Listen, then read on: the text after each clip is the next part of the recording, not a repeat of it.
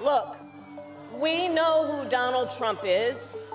He is the person who stood at this very spot nearly 4 years ago and sent an armed mob to the United States Capitol to overturn the will of the people in a free and fair election.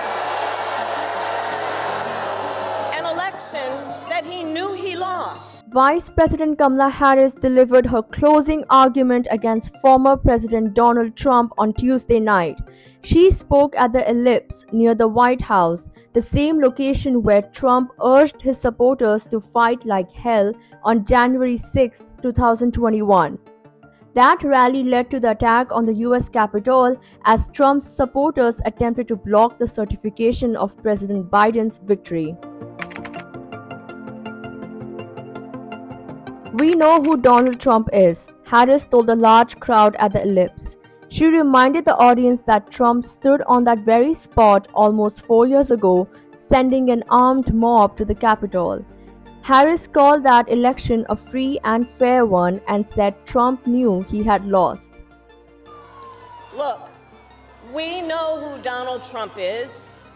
He is the person who stood at this very spot nearly 4 years ago and sent an armed mob to the United States Capitol to overturn the will of the people in a free and fair election.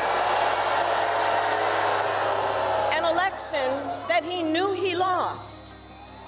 Americans died as a result of that attack.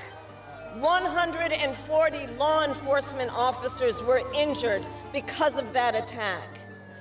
And while Donald Trump sat in the White House watching as the violence unfolded on television, he was told by his staff that the mob wanted to kill his own vice president.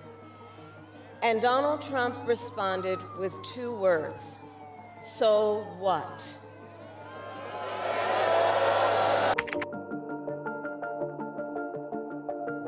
Harris described Trump as unstable, obsessed with revenge, and consumed with grievance. She accused him of wanting unchecked power and warned he would return to office with an enemies list. In contrast, she promised to bring a to-do list focused on improving Americans' lives. America, this is not a candidate for president who is thinking about how to make your life better. This is someone who is unstable, obsessed with revenge, consumed with grievance, and out for unchecked power.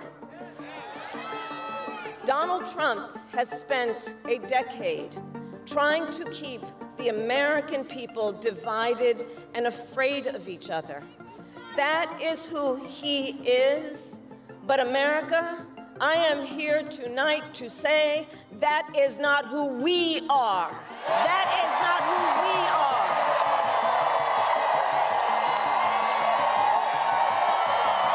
That is not who we are. Harris told voters, quote, "Donald Trump has spent a decade trying to keep the American people divided and afraid." She emphasized that's who he is, but that's not who we are.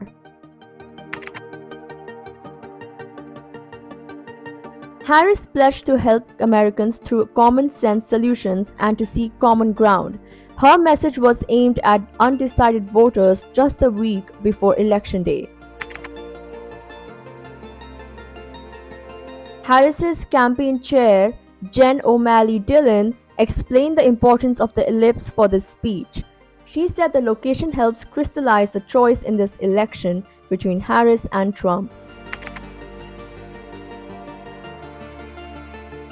On Monday, Harris pointed to Trump's recent rally at Madison Square Garden in New York City as proof of her argument. She said speakers at Trump's event made offensive, crude, and racist remarks about minorities and herself. She noted, quote, "That's why people who once supported Donald Trump are now supporting me," end quote.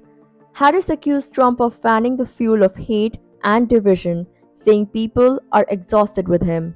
and his hand-selected Supreme Court justices took away from the women of America.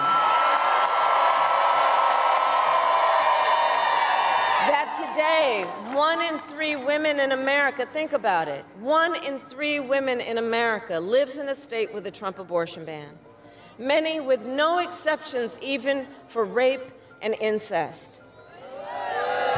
The idea that a woman who survives a crime of a violation to her body should not have the authority to make a decision about what happens to her body next, that is immoral. That is immoral. And Trump's not done. He would ban abortion nationwide, restrict access to birth control and put IVF treatments at risk, and force states to monitor women's pregnancies. Just Google Project 2025 and read the plans for yourself. And look, I think we all know one does not have to abandon their faith or deeply held beliefs to simply agree the government should not be telling her what to do with her body.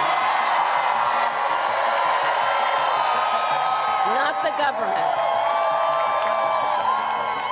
And when Congress passes a bill to restore reproductive freedom nationwide, as President of the United States, I will proudly sign it into law.